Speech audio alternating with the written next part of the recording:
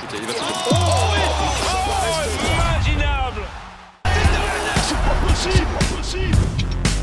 Bonjour à tous, bonjour à toutes, bienvenue dans ce nouvel épisode du podcast NBA Extra. Aujourd'hui, pour m'accompagner, Marie Patrux. Bonjour Baptiste. Salut Chris. Hello.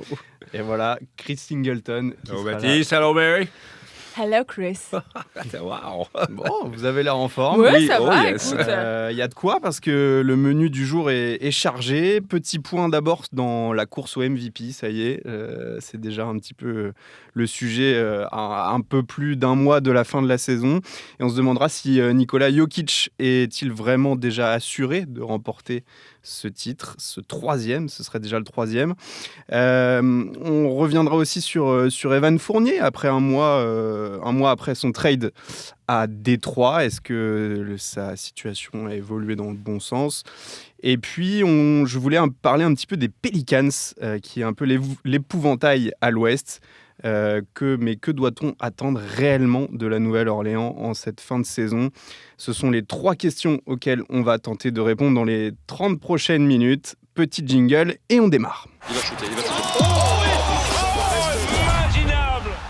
Pour les bookmakers ou les sites spécialisés américains, il n'y a plus aucun doute, Nikola Jokic file tout droit vers un 3e titre de MVP, mais doit-on être si dithyrambique ? Alors oui, le Joker reste dans ses standards statistiques habituels avec 26 points de moyenne, 12,2 rebonds et 9,2 passes cette saison. Mais est-ce que ses concurrents directs n'ont pas aussi leur mot à dire, alors qu'il reste un gros mois de saison, je vous l'ai dit. Voilà, on pense à Shai, à Giannis, à Jason Tatum, à Luka Doncic. La question va être simple. Marie, est-ce que Nikola Jokic mérite-t-il d'être le MVP pour toi ? Alors moi je pense que la course n'est pas terminée du tout. En effet, Nikola Jokic réalise une nouvelle grande saison, mais il n'est pas tout seul et je pense qu'il y a d'autres, et notamment un autre joueur qui est en train de réaliser une plus grande saison. Moi je pense que Shai Gilgeous-Alexander mérite le titre de MVP, en tout cas C'est clair. aujourd'hui. Il reste Oui. encore une Forcément. trentaine, voire vingtaine de matchs à chaque franchise. Je pense que sans Shai Gilgeous-Alexander, le Thunder ne serait pas là où il est aujourd'hui. Que c'est quelqu'un qui porte son équipe, qui porte des jeunes joueurs, qui les rend meilleurs, qui est meilleur, lui aussi. On l'a vu avec le Canada cet été lors du Mondial. Il le montre encore une fois tout au long de la saison. Il vient nous faire une série de 8 matchs à plus de 30 points. Il réalise des cartons. Il est rarement à côté de son match. Donc, je pense qu'en effet, Nikola Jokic est dans la discussion, il n'y a pas de souci, Non. mais que Shai Gilgeous-Alexander, pour moi, a une longueur d'avance sur lui. Ça a le mérite d'être clair. Est-ce que Chris a le même avis ? Chris, il veut d'abord le nom de bookmaker. Je ne l'amène pas avec moi à Vegas. Hein. Mais d'où tu...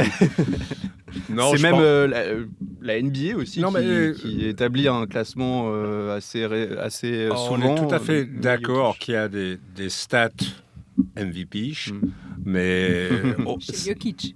oui, mais cette année, je crois qu'il y a d'autres joueurs qui ont des impacts vraiment chez Gilgeous au KC, mon avis. Pour moi, c'est le favori aujourd'hui. Non seulement sur le plan basket, mais voilà, c'est un garçon qui passe très très bien, qui est en train de faire gagner son équipe. Aujourd'hui, ils sont premiers quand même de l'Ouest. Personne n'a pensé ça. Donc on peut appeler ça une jeune équipe, mais lui, il fait le grand sage dans cette équipe. Les autres joueurs, moi, je commence à avoir plus en plus d'estime pour ce qu'il fait Tatum à Boston. Je crois qu'il a changé beaucoup. C'est un vrai leader cette année. Il fait des stats, mais il joue d'abord, ce qui est assez exceptionnel pour lui, il joue d'abord pour gagner. L'année dernière, il jouait beaucoup plus pour se mettre en avant, pour prouver aux autres joueurs NBA que c'était lui le man. Donc, je pense que ces joueurs-là, évidemment, Embiid blessé aurait été une des favoris aussi. Je pense que Dallas perd trop pour que Doncic Non, soit... ouais. Et puis, il fait d'énormes chiffres. Ouais, c'est ouais. le meilleur scoreur de la Ligue. Mais là, ils sont trop dans le trou en Oui, ce il moment fait partie pour de ces espérer joueurs. quelque chose. Oui, même comme Giannis.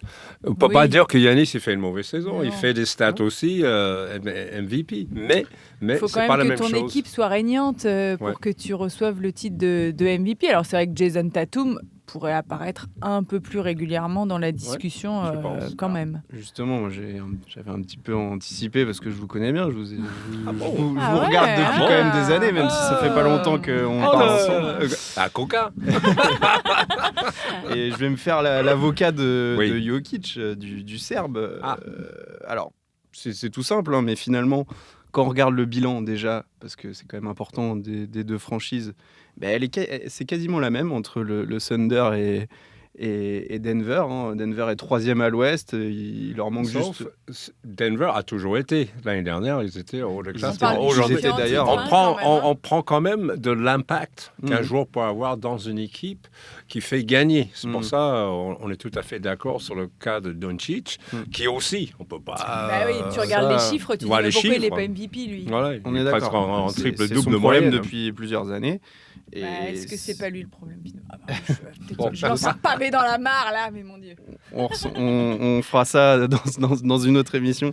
Mais et puis voilà, ces stats sont encore un petit peu au-dessus. Vas-y, donne-nous l'argument pour Jokic, s'il vous plaît. Le bilan est assez similaire. Le bilan finalement. est similaire et comme on a ces deux franchises qui sont les Wolves et le Thunder, dont on ne sait pas encore exactement. Qui est double MVP, qui est champion en titre, qui joue avec des gars qui ont été champions l'année dernière, donc qui ont une tonne d'expérience sous le capot avec eux. Et en face, tu as un petit jeune qui a construit cette équipe, enfin une équipe qui a été construite autour de lui, et il est capable d'emmener cette équipe de bébés tout en haut de la conférence Ouest, qui est complètement monstrueuse. Je pense que c'est la nouveauté qui prime alors.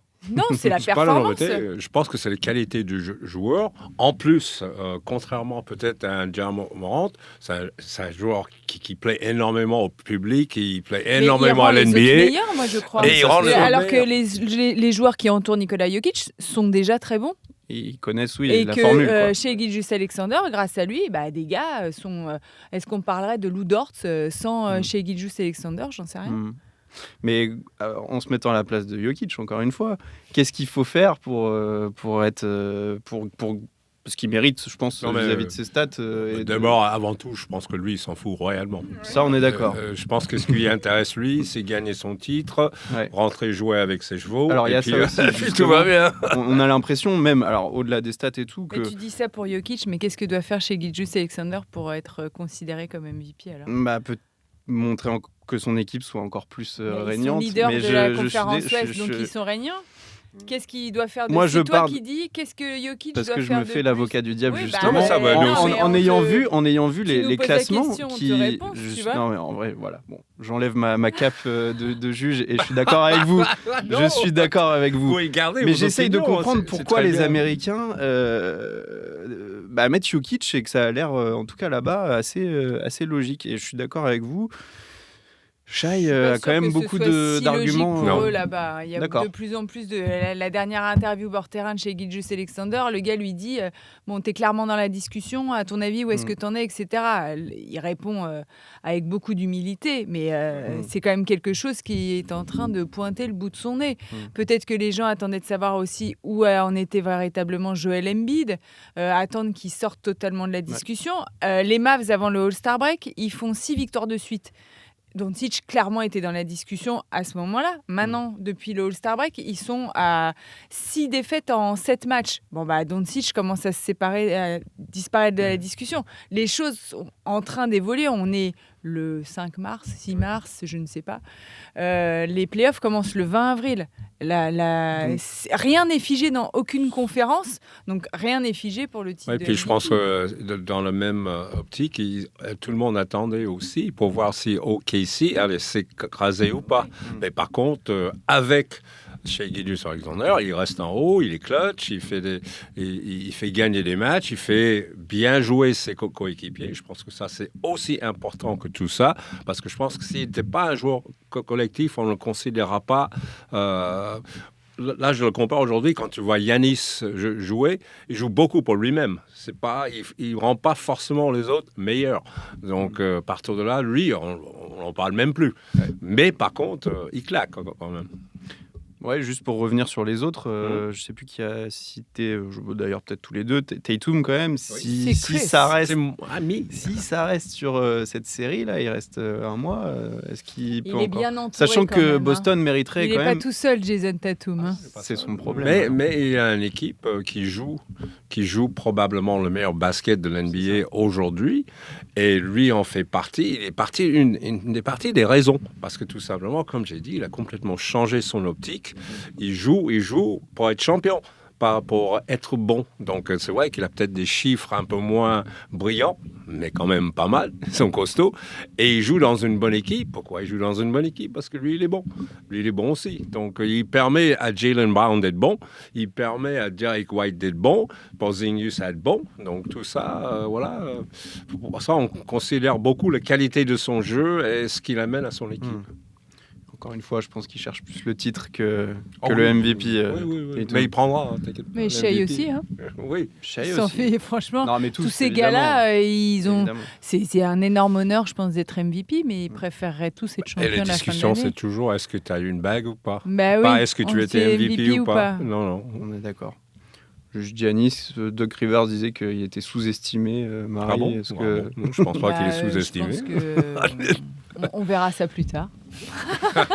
En tout cas, ce qui est le bilan de tout ça, et bon, c'est toujours peut-être prématuré d'en parler de cette course au MVP, mais voilà, le dernier mois va être encore très important. C'est extrêmement serré. Ouais. Il y a beaucoup de candidats et c'est peut-être ça notre véritable chance cette année. C'est que on a des gens hyper performants très régulièrement.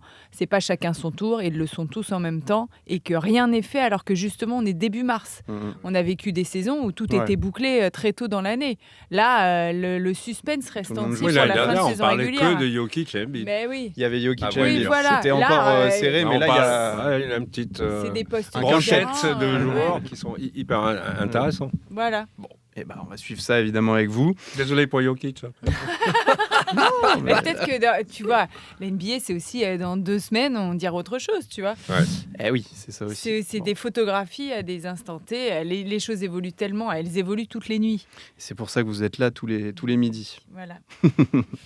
Bon, on va descendre un peu de standing, malheureusement pour Evan Fournier, même si... Ouch. Non, mais je parle du classement.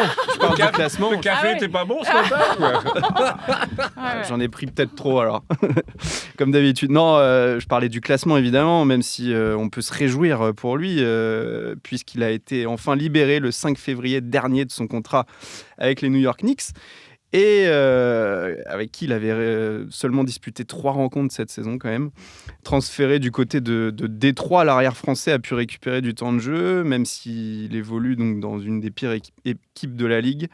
Il est encore en sortie de banc pour le moment, mais il a par exemple pu jouer 26 minutes et inscrire 17 points ce lundi contre son ancienne franchise du Magic, justement. Bref, c'était difficile quand même d'imaginer ça il y a un mois. On est quand même... on savait qu'en changeant d'équipe, il gagnerait du temps de jeu. En tout cas, normalement, c'était difficile à imaginer. Pas coupé dans la foulée, mais en tout cas, c'est tout ce qu'on lui souhaitait. C'était difficile à imaginer tant qu'il était à New York. On est content, justement, Marie, de le voir. On a l'impression qu'il prend du plaisir. Le plus important, c'est qu'il joue. Voilà. Je pense qu'en effet, il peut que prendre du plaisir. Hein. Son kiff à lui, c'est d'être sur un terrain de basket et de jouer au basket. Après, on a eu une petite inquiétude parce qu'ils sont très nombreux à son poste. On s'est dit, oh là là, qu'est-ce qui va se passer? Il va se faire couper, il va pas se faire couper, il va jouer, il va pas jouer et tout ça. Il a du temps de jeu. Après, je pense que ce n'est pas encore le Evan Fournier à son top que l'on a pu connaître. Ça peut se comprendre. Je pense que physiquement, tu peux pas revenir dans des rythmes de match tous les 2 jours comme ça, quand tu n'as pas joué depuis aussi longtemps. Moi, je trouve que la plus grosse satisfaction, c'est qu'il joue. Après, les performances, elles vont venir, mais... c'est qu'il joue régulièrement. C'est pas une fois tous les 15 jours. Là, il joue régulièrement et c'est tout ce qu'on veut parce qu'on ne pense bien sûr qu'à l'équipe de France et aux Jeux Olympiques de Paris. Et un Evan qui ne joue pas et qui n'est pas dans le rythme, ça aurait été préjudiciable pour nous. Oui, tout à fait. On est tous contents du fait qu'on espérait. Ça a duré très longtemps, cette histoire-là. Bon, on n'a pas toute l'histoire encore, mais bon, voilà, ça y est, il arrive aux Pistons. La situation n'est pas claire. Déjà... Dans l'effectif oui. de Détroit le coach Monty, quand il est arrivé, avait l'air un peu surpris, il ne savait pas comment je vais l'utiliser, qu'est-ce que je vais faire avec. J'avais l'impression que ce n'est pas lui qui l'a recruté. Mais Evans, c'est un vétéran, c'est compliqué de venir quand tu es vétéran dans une équipe de jeunes, parce qu'il doit se comporter. Lui, il a l'air d'apprécier vétéran. Ça, c'est ce qu'il dit. Bien sûr, c'est toujours bien de jouer avec des jeunes joueurs. C'est difficile, t'as pas joué depuis un an et demi, et ils n'ont pas de référence avec lui. C'est compliqué. Donc, il n'a jamais vraiment eu ce rôle. Et je ne pense pas que vétéran. c'est ça il n'a pas allé aux Pistons pour ça. Non. Pour l'instant, c'est une espèce de casting. Il est dans cette équipe de Pistons. Il y a du pour et du contre. Le pour, évidemment, c'est qu'il va jouer. Donc ça, jouer, même s'il joue 2 minutes, il joue. Hier soir, il joue 15 minutes, par exemple. Mais il a compris qu'il faut qu'il se montre, parce qu'en 15 minutes, il prend quand même 10 shoots. Donc 8 à 3 points. Donc c'est beaucoup. Mais il sait que, voilà, tout le monde me regarde. Est-ce que je vais rester au Pistons? Est-ce que je vais aller dans un autre club ou signer dans un autre club? Et voilà, donc pour lui... L'avenir n'est pas clair, mais il va avoir sa chance. Et c'est ça qu'on voulait tous, pour l'équipe de France, pour lui-même. Pour la suite de sa carrière. Pour la suite de sa carrière, qu'il se remet sur le terrain, il se remet en marche. On connaît les qualités de Evan. On aimerait bien le revoir au niveau qu'il était à Orlando, où il était considéré comme un joueur très, très important dans cette équipe-là. On connaît ses qualités. Bon, voilà, donc il faut qu'il se mixe un peu avec ces jeunes, trouver le moyen de gagner du temps de jeu. Et ça sera plutôt sur le côté défensif, parce que Monty Williams, il aime quand même un petit peu comme Tom Thibodeau, qui était à l'extrême. Voilà, mais Monty Williams est plus ouvert. Donc Evan va avoir sa chance, et c'est ça qu'on voulait tous. Alors quel avenir à moyen terme, Marie, t'aimerais voir pour lui? Déjà, jouer cette fin de saison, être assuré de... Ne pas se blesser. C'est vrai. Voilà. Être franchement, assuré d'aller ça au serait, JO, du coup. Ce serait dramatique. Et puis... Qui reste en bonne santé, qui reste dans le rythme, qui retrouve un peu de confiance, même si je pense que c'est quelqu'un qui a une certaine confiance en lui, qui garde cette mentalité qu'il a toujours eue. On n'en doute pas. Non, mais il est droit et il dit les choses, qui reste dans le droit chemin. Voilà, jusqu'au début de la préparation des Bleus, qui vont terminer tranquillement la saison régulière avec les Pistons.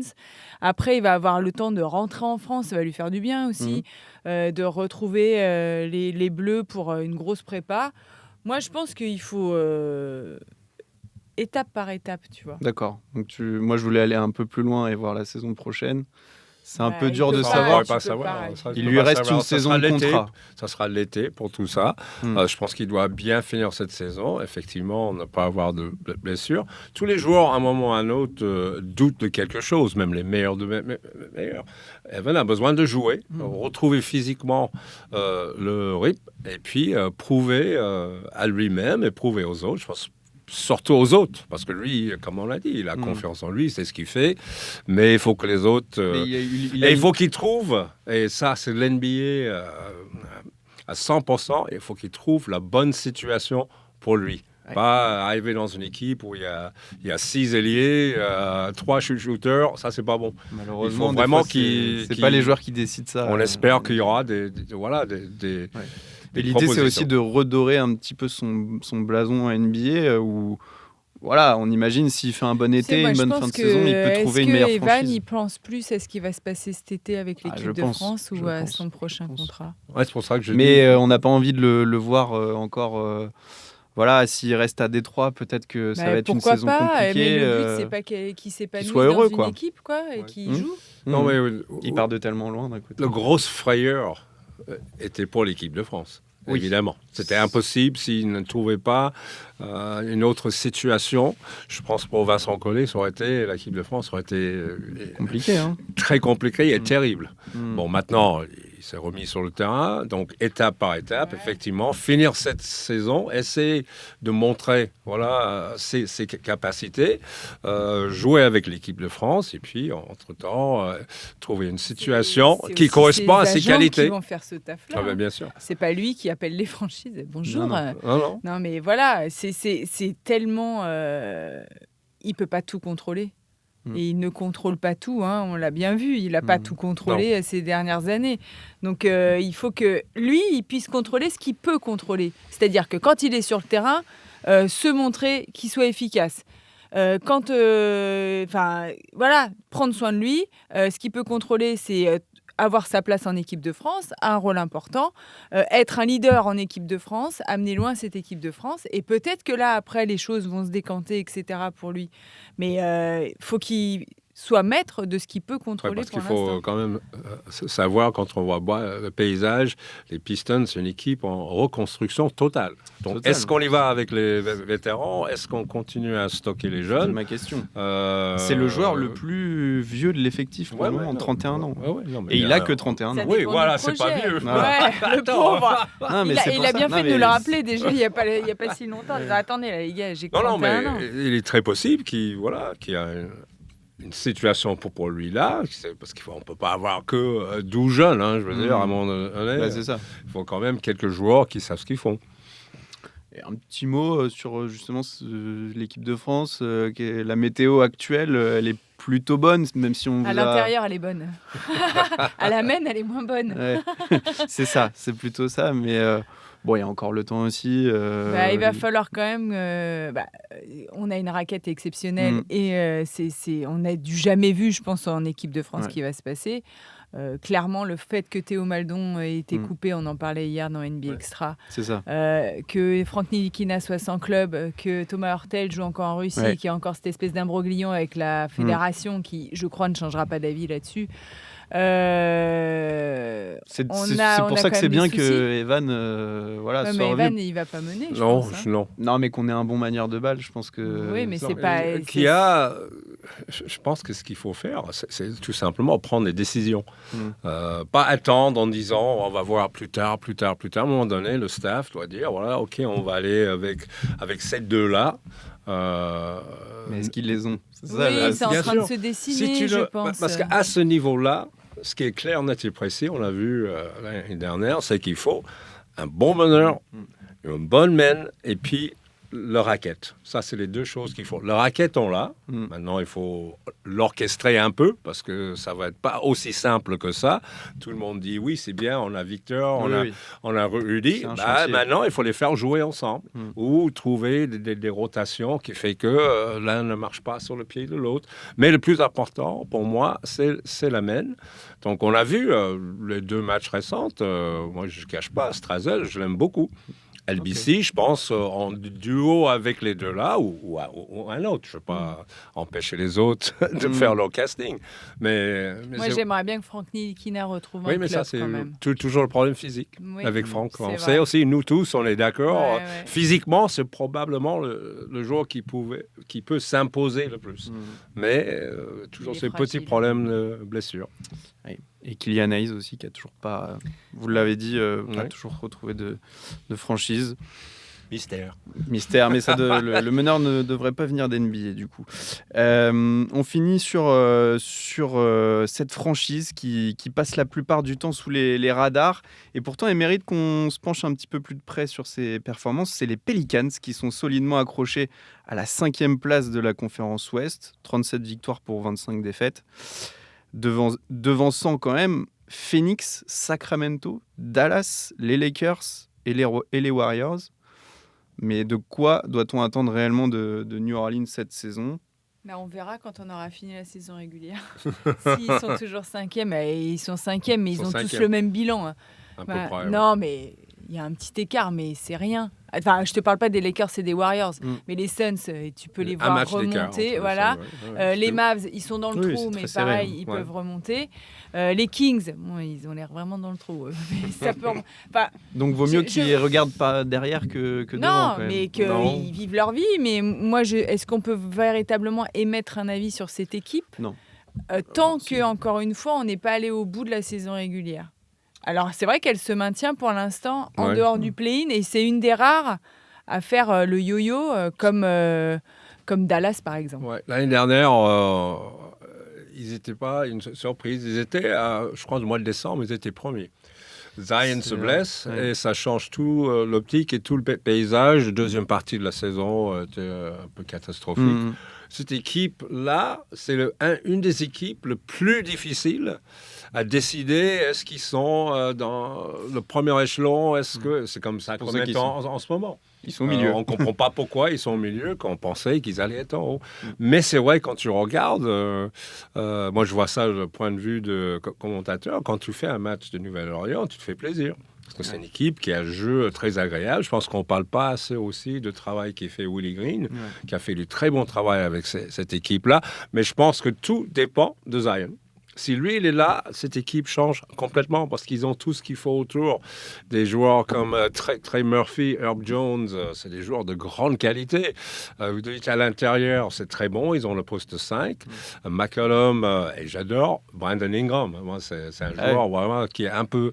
On ne parle pas assez aussi. C'est un 5 vraiment complet. Mais c'est un top 5 NBA. Ouais, mais après, est-ce que dans la tête, ça, c'est autre chose. Ça suit Non, mais voilà... C'est le problème avec Nouvelle-Orléans. Quand on les regarde, on ne dit pas, tiens, qu'est-ce qu'ils jouent intelligemment. C'est horrible. Ça court, ça shoot de partout, ça défend des fois, bien sur les ailes. C'est vrai que c'est des grands joueurs, mais... Pour moi, ce n'est pas encore une équipe top 4. Qu'est-ce qui leur manque alors ? Peut-être un peu d'expérience, la régularité, apprendre à gagner, pas jouer juste ensemble, apprendre, parce jouer ensemble. Il y a eu tellement de blessés là. Utiliser les armes au bon moment, parce qu'ils ont les armes, pas les faire dans le désordre. Mais vraiment, le travail de Willie Green, c'est ça, non seulement mettre 5 jours sur le terrain, mais qu'ils jouent ensemble, et puis chacun se met, quand c'est leur moment, un peu comme le Celtics fait avec Tatum et Brown, voilà. Mais je voulais quand même souligner, je pense, l'évolution, même s'il reste un mois. Ils sont 5e. C'est une équipe qui, depuis 2 ans, joue les play-in. C'est le style d'équipe qu'on dit tous, on n'aimerait pas les voir en play-off. Voilà. On n'aimerait pas jouer contre eux. Ouais, mais alors là, 4 contre 5. Là, ce serait les Clippers, par exemple. Ouais. Est-ce que tu vois les Clippers passer. Non, ils seront favoris. Mais tu sais, c'est une équipe qui va embêter, quoi. Suffit de faire 1 ou 2 faux pas en play-off et t'es out. Donc, il faut faire attention. Ouais. Et un petit mot quand même sur Zion, Marie. Est-ce que ce serait pas sa saison la plus aboutie, même s'il y a 2 ans au Dunk Contest, vous avez vu, j'ai pour vu l'année ça. prochaine, S'il est All-Star. S'il est All-Star, fait en sorte d'être All-Star, gars. Je pense que manque encore. Je pense que lui aura la même réponse que Kawhi Leonard. C'est parce que je suis en bonne santé. Je joue. Et effectivement, je crois qu'il a fait moins de passages à côté du buffet. Et puis, il travaille un petit peu plus dans la salle. Non, il a l'air d'être physiquement un peu mieux que l'année dernière. Tu dis ça et puis on va... La semaine prochaine, on va entendre. Ouais. Parce que le plus gros critique de ce jour-là était là. Hein. C'était bien pas la façon qu'il joue au basket, c'est comment il se comporte en dehors du terrain. En plus, c'est quelqu'un qui tente, je trouve, de s'intégrer dans un collectif cette année, on parle moins de lui, quoi. C'est moins lui. Je trouve qu'on parle des Pelicans aujourd'hui. Avant, on parlait de Zion Williamson qui joue dans l'équipe des Pelicans. Qui va démonter la NBA. Etc. Pas du tout. Non. Et c'est vrai que Willie Green a réussi ce pari-là parce qu'avec Brandon Ingram aussi, c'était peut-être pas très simple. Il a géré tous ces égos-là et peut-être qu'en effet, ils avancent un peu masqués en fait. C'est ça. Ils sont sous les radars, ils font leur petit boulot, on parle plus d'eux, etc. Donc peut-être en effet qu'ils seront capables. Pour l'instant, ils ne nous l'ont jamais montré. Qu'ils étaient capables de réaliser un coup quand ça comptait. On va voir quand ça compte, effectivement. Des joueurs comme McCollum et tout ça, on n'en parle pas. Mais c'est un très, très bon joueur. Donc, du coup, c'est quelqu'un qui a de l'expérience en play-off. L'expérience, mais dans le même cadre que Bradley Beal, des joueurs comme ça, qui sont des joueurs sûrs. Mais tout ça, il faut que ça joue ensemble au bon moment. Et du coup, c'est pas parce qu'on pense à ceux de derrière que c'est une anomalie de les retrouver 5e quand même un petit peu. Les autres n'ont pas fait leur boulot, eux l'ont fait. Voilà. On verra après en play-off. Si les Lakers, ils n'avaient pas fait n'importe quoi, ils seraient peut-être en haut. Hein. Nous, évidemment, c'est pas qu'on les sous-estime, mais on ne pensait pas qu'il sera là. On ne pense pas qu'ils vont rester là. Parce qu'on a vu les autres. Quand on a parlé, la conférence Ouest. On parle plus des gens qui déçoivent parce que ça choque un peu. Dallas et tout ça, ça commet qui plonge. On parle de ces équipes-là. Écoutez, on avait dit 30 minutes pour répondre à ces questions. Je pense qu'on C'était l'a très fait. bien, Je ouais, vais ouais. vous laisser filer. On va aller en faire 45 minutes. Voilà, le nombre de minutes quand même dont vous parlez d'NBA par jour. Mais c'est notre travail. Mais c'est quand même beau comme travail. Ouais, il est pas mal. Ouais. En tout cas, merci beaucoup à vous. Ouais, merci merci à aussi à nos auditeurs. On vous pousse une nouvelle fois à voter à noter ce podcast et à commenter sur toutes les plateformes. Et on se retrouve donc la semaine prochaine. Merci à tous. Bye bye. Au Salut. revoir. Ce mec-là, il faut l'enfermer. C'est pas possible.